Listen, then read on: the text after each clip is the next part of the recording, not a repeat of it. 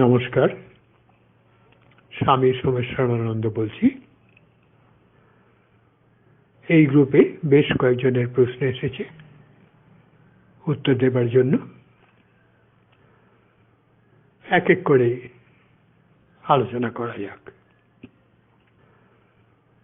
প্রথম প্রশ্ন করেছেন শিল্পী চ্যাটার্জি। তার প্রশ্ন, মনোযোগ দেওয়া এবং অনুভব করা, এই দুটো কাজকে কি আলাদা করা যায়? কোনো কিছু অনুভব করতে গেলে তো মনটাও সেদিকে দিতে হয়। একটু যদি ব্যাখ্যা করে দেন খুব উপকার হয়। মন দিতে হবে, মনের অনেকগুলো কাজ, নানান রকম কাজ। মনোযোগ দেওয়া হচ্ছে একাগ্র করা মনটাকে কোনো বিষয়ে, কনসেন্ট্রেট করা। যেমন আপনি এখন মনোযোগ দিয়ে এই কথাগুলো শুনছেন। আর অনুভব করা হচ্ছে ফিল করা। যেমন একটা ফুল দেখে সৌন্দর্যটা অনুভব করছেন, ফুলের উপর এক কনসেন্ট্রেট না করে আপনি ফিল করতে পারেন। মনে নানান রকম কাজ আছে। বিভ্রান্তি, সেটা মনেরই কাজ। সংশয়, উৎসাহ। সুতরাং মনটাকে দিতে হয়, মানে মনের একটা বিশেষ দিক আপনি দিচ্ছেন। কোনো কিছু অনুভব করতে গেলে তো তাকে সেদিকে দিতে হয়। আপনি আগে এই দুটোর পার্থক্যটা বুঝুন। মনোযোগ দেওয়া আর অনুভব করা, কনসেন্ট্রেট করা আর ফিল করা, এই দুই। কনসেন্ট্রেট করা এটা ইচ্ছা শক্তির কাজ, বই পড়তে হয়।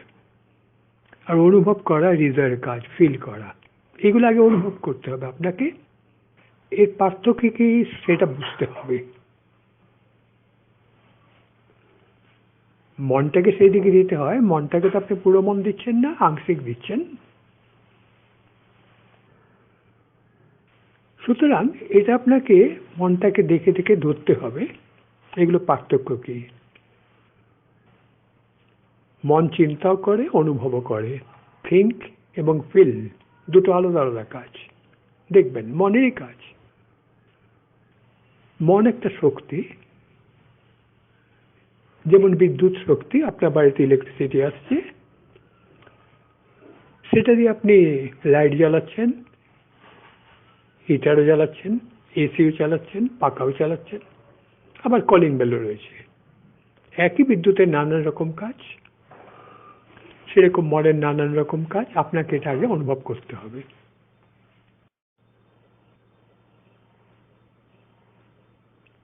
পরের প্রশ্ন করেছেন অনিন্দ্য গোস্বামী। তার প্রশ্ন, আমাদের প্রত্যেকের জীবনের ঘটনাগুলি কি অলক্ষ্যে নিয়ন্ত্রিত হয়, নাকি আমরাই নিয়ন্ত্রক? দুটোই। লকডাউনে আপনি বাড়ি থেকে বেরোতে পারেননি, সেটা কিন্তু আপনি নিয়ন্ত্রণ করেননি, সরকার করেছে।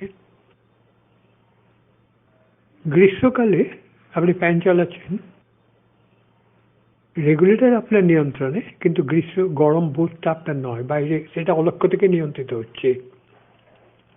প্রকৃতি বলুন, ঈশ্বর বলুন, যাই হোক, অলক্ষ্য থেকে। শীতকালে ঠান্ডা লাগলে সোয়েটার পরছেন, সোয়েটারটা আপনি পরছেন, কিন্তু ঠান্ডাটা আপনি করছেন। অর্থাৎ দুটো মিশিয়ে থাকে। কিছু ঘটনা অলক্ষ্য থেকে নিয়ন্ত্রিত হয়, আমরা দেখতে পারি না, বুঝতে পারি না। বিজ্ঞান তার সন্ধান করছি বিভিন্নভাবে। আর অনেক আছে যে আমরাই নিয়ন্ত্রক। সুতরাং দুটো মিশ্রণ থাকে, আপনাকে ধরতে হবে। মানে আপনার নিয়ন্ত্রণেরটা অংশটা বেশি, নাকি অলক্ষ্য থেকে যে নিয়ন্ত্রিত হচ্ছে সেটা বেশি? মানুষের এটাই পার্থক্য। একই পরিস্থিতি, কুকুর ঘেউ ঘেউ করছে, কেউ ভয় পেয়ে দূরে সরে যায়, আবার কেউ এগিয়ে গিয়ে সেই কুকুরটার মাথায় হাত, গলায় হাত বোলায়, কিরে টমি কেমন আছিস? সুতরাং একই ঘটনা, কিন্তু দুজনে দুরকম রিয়াক্ট করছে, কারণ তাদের দৃষ্টিভঙ্গি, মানসিকতা আলাদা। অতএব আমাদের প্রত্যেকের জীবনের যেমন নিয়ন্ত্রণ যেমন অলক্ষ্য থেকেও আছে, আবার আমরাও করি। কোনটা বেশি? ধর্ম বলছে নিজের নিয়ন্ত্রণটাতে ক্রমশ বাড়িয়ে যাওয়া। যে যত বেশি বাড়াতে পারছে তার বাইরের পরিবেশ তত সহজ হয়ে আসে, আনন্দের হয়ে আসে। এরপরের প্রশ্ন করেছেন পাপিয়া গুহ। শুনেছি আমাদের পূর্বপুরুষেরা আমাদের শরীরের বিভিন্ন কোষের মধ্যে থাকেন, যেটাকে খুব সম্ভবত ডিএনএ অ্যাক্টিভেশন বলে। ওনারা আমাদের শরীরের মধ্য থেকে ভালো অথবা মন্দ কি পথ নির্দেশ করেন? শুনেছি আমাদের পূর্বপুরুষেরা আমাদের শরীরের বিভিন্ন কোষের মধ্যে থাকেন। এ তো আমি কখনো শুনিনি। আপনাকে কে বলেছে? তাহলে কি পূর্বপুরুষের মুক্তি হয় না, পুনর্জন্ম হয় না? আমাদের শরীরের মধ্যে সবাই বসে আছেন। এটা অন্যরকম ভাবে মনোবিজ্ঞানে বলা হয় কালেকটিভ আনকনসিয়াস। একটা বংশের সংস্কৃতি, চিন্তাধারা, তার মানসিকতা, বৈশিষ্ট্য, এগুলো সন্তানদের মধ্যে আছে, তবে সন্তানরা সেগুলো পাল্টাতে পারে। আর আমি এখনো ডিএনএ অ্যাক্টিভেশন এতে যাব না, এটা একটা বিজ্ঞানের টার্ম, তার সঙ্গে আমি এগুলোকে মেলাবো না। ওনারা আমাদের শরীরের মধ্যে থেকে ভালো অথবা মন্দ কি পথ নির্দেশ করেন না? আমার মনে হয় না। বরং যার কাছে আপনি শুনেছেন তাকেই বলবেন একটু ব্যাখ্যা করতে। অনেকে অনেক কথা বলে ধর্মের সম্বন্ধে, পরীক্ষা না করে, চিন্তা না করে, সুতরাং তাকেই জিজ্ঞেস করবেন। তবে পূর্বপুরুষেরা মানে আপনার পূর্বপুরুষের মধ্যে যে একটা সাংস্কৃতিক কালচারাল ট্রেড বলা হয়, যেটাকে অনেকে বলে বংশে, যেমন কোন ধরনের পরিবেশে সে মানুষ হচ্ছে, পারিবারিক পরিবেশ, যার জন্য ইংরেজি মাধ্যমের প্রাইভেট স্কুলগুলোতে নার্সারি ক্লাসে ছাত্রকে ভর্তি করার আগে বলে মা বাবার ইন্টারভিউ নেওয়া হয়, যে ওরা বাড়ির পরিবেশটা জানতে চায়, মা বাবাকে জানতে চায়। কেননা পূর্বপুরুষের কিছু সংস্কার আমাদের মধ্যে তো আছেই, তবে এগুলো যে থেকেই যাবে এমন কোনো কথা নয়, এগুলোকে পাল্টানো যায়।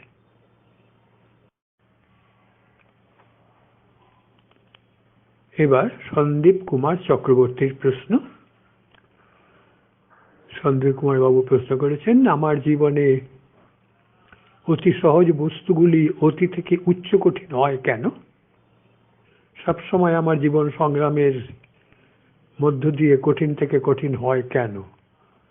আবার প্রশ্নটা, আমার জীবনে অতি সহজ বস্তুগুলো অতি থেকে উচ্চ কঠিন হয় কেন? সবসময় আমার জীবন সংগ্রামের মধ্যে দিয়ে কঠিন থেকে কঠিন হয় কেন? এটা তো সবার জীবনেই হয়।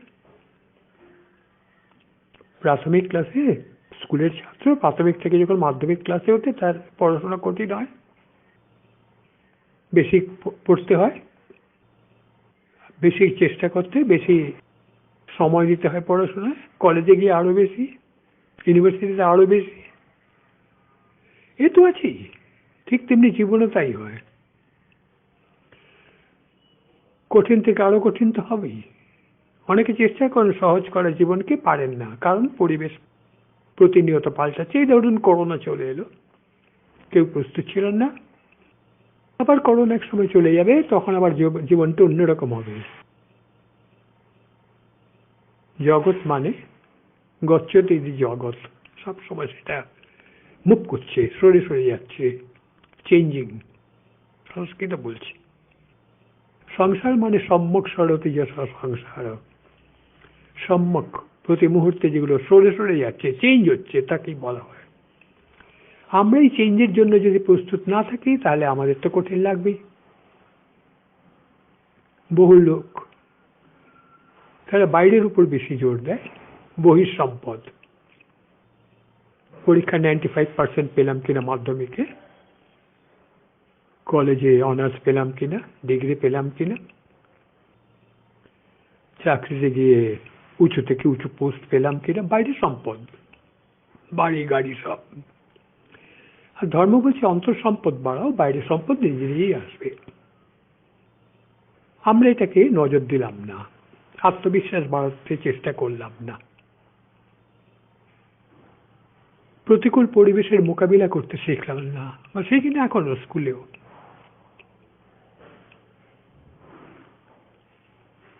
ফলে কি হলো, আমরা ভেতর থেকে অত্যন্ত দুর্বল রয়ে গেলাম।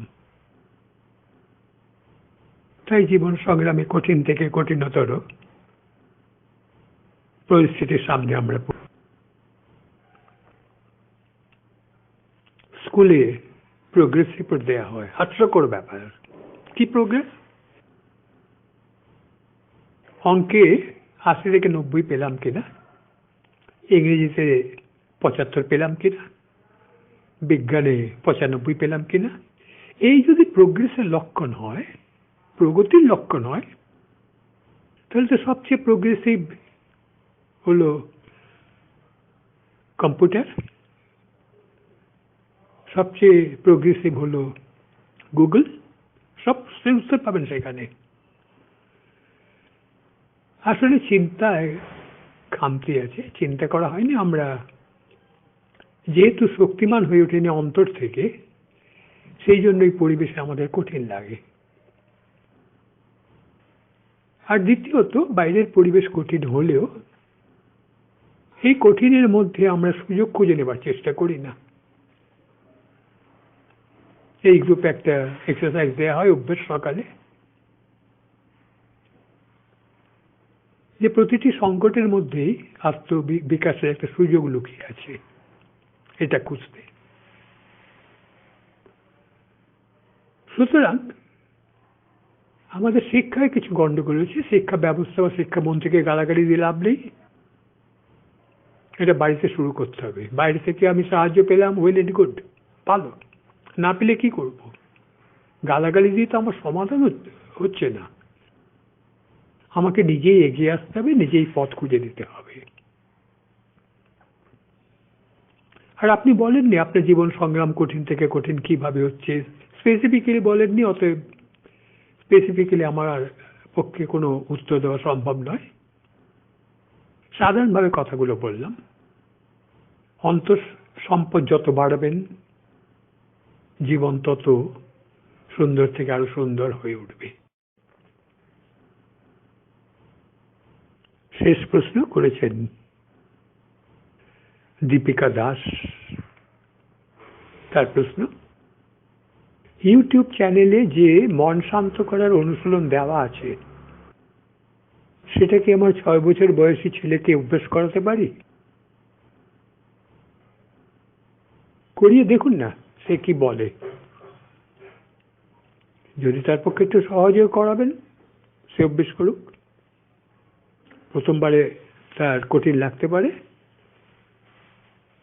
সপ্তাহে আরেকবার দেখাতে পারেন, আরেকবার অভ্যেস করিয়ে, কিংবা পরের মাসে, এভাবে একটু একটু করে তাকে অভ্যাস করাতে পারেন। তবে দেখে নিন সে তার পক্ষে এটা সুবিধা হচ্ছে কিনা। আজ তাহলে এখানেই শেষ করি। সবাই ভালো থাকুন। নমস্কার।